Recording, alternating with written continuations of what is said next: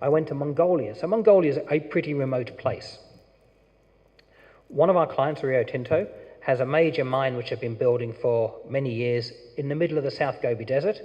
We went in there and it started raining, and it's not meant to rain in the South Gobi Desert. I mean, desert by definition means no rain.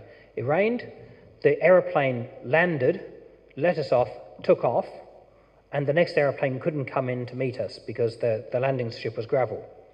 So we didn't know how we were going to get out, and we basically ended up staying overnight.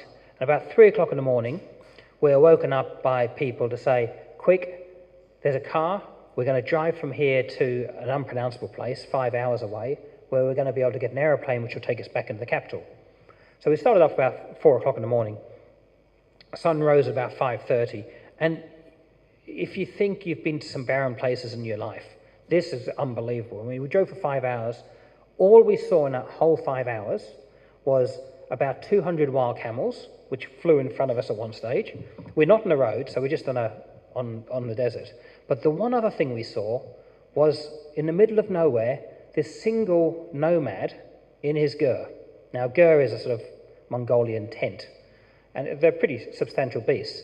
And apparently they take a day or so to put up, but then they're sort of like big tents. And I said to the guy driving me, my goodness, look at that guy over there. He is so in the middle of nowhere. How does he survive?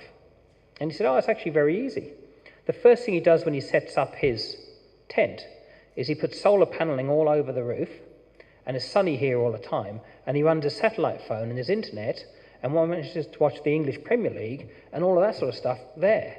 So it's just amazing to me that in anywhere you go in the world, the internet is there, showing us what the others are having.